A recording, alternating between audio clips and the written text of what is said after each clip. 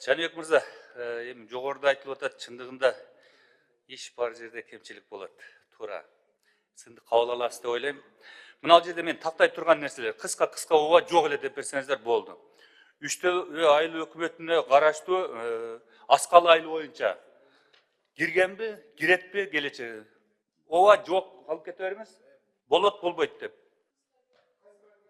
Сиз Нокат районун айтып атасыз да? Алай району. Үчтөбү кирет. Үчтөбү ага чейин республикалык бюджетке киргизет. İçindeki men айылды айтып атам. Аскалы айылы киреби кирбей ошону ооба жок деп коюң. Же 20-30 жылы кирет деп коюң болду. Ошо. Жооп берип кете бериң. Кийинки фазада сунуштайбыз. Сунуштайбыз. Жазып алыңыз. Андан кийин ушул Үчтөбү айыл өкмөтүнө караштуу Чийтал айылы бар.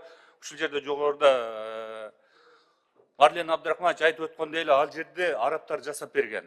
Турбалар эскилиги жеткен, ушуну алмаштыруу боюнча мен сунуш берем, ушуну да киргизсеңиздер кийинкиге. Себеби мен могул жерде көрдүм, Алай районунда Терек, Ташкоро, Гүлчө, Нура.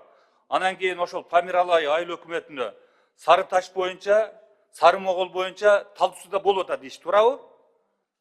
Туура, Талды сууда болот, жакында башталат. Башталат. Кудай буюрса 25 бүтөсүздөр, Ооба, 25 бүтөбүз. Рахмат. Ушул себеби элдерден көбүрөөк түшкөндү мен азыр учурдан пайдаланып сиздерге сунуш бердим. Анан бул сөз боюнча калбасын. Албетте ошо кийинкиде болот, же болбосо мына 26га киргиздик, же 25ге киргиздик деп айтып бериңиздер. Андан сырткары мен Ош шаары боюнча менин оюмча бул Минфинге тиешелүү болот окшойт. 2017-18 жылдары республикалык бюджеттен 156 миллион сом акча каражаты Жапалак айыл аймагына бөлүнгөндө таза суу менен камсыздоо маселесин чечүү үчүн бекитилип, анын 40 миллион сом акча каражаты бөлүнүп, 7,5 километр суу түтүгү жана насостук станциянын имараты курулуп, 2 даана насостук жабдуулар орнотулган. Бирок азыркы учурда ички кварталдык суу түтүктөрүн курууга жана суу өлчөөчү приборлорду орнотууга калган 116 миллион сом акча каражатын бөлүү зарыл.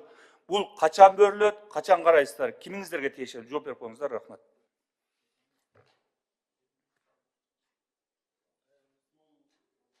Боюнча 236 миллион шаарлар боюнча финансирование болуп атат. Республикалык бюджеттен деп атам. Азамат. Бизде мындай болгондо курулуш башталган объекттер толугу менен госстройдо калган. Биз уточним, кандай экен ситуация, финансирование боюнча да кат жолдоп коебуз Минфинге. Бул капитал салымдар беренеси аркылуу болсо керек. Мен айтайын дегенде атыңыз ким эле? Азамат. Азамат мырза, мындай да. Бул эми азыр тартылып бекитилип калган ошол эле насостор, бүт баары ушу курулуп калган жабдуулар эскиргенден кийин суу түтүктөрүн тартабызбы? Ушуну мына 2017-18 деп атат. Туурабы? Мурунку убакта болгон экен. Кудайга шүгүр, азыр баары иш кетип атат, иштеп атасыздар. Бюджетибизде акча бар. Эми ошол нерсени мындай 116 миллион бул акча каражаты каралган. Чечимдер чыккан. Болгон ошону аткарыш керек. Же болбосо ошону тактап, толук маалыматты бериңиздер. Ошол акча каяка кеткен? Аскарбаевич, мен сүйлөп алайынчы, туруп туруңуздарчы, биз деле угуп атабыз го сиздерди. Унчукпай эле турабыз го.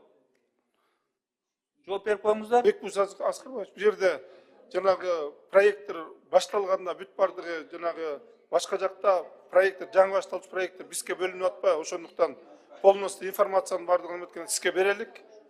Азамат деле аны эме Бекмурза Аскарбаевич, толук маалыматты сизге беребиз Жапалак боюнча. Каяка кетти, кандай бүгүнкү күндө кандай ситуация? Болбосо, эгер кандайдыр бир керек болсо, же башынан чечимби кандай болсо, мен жардам бергенге даярбыз. макул.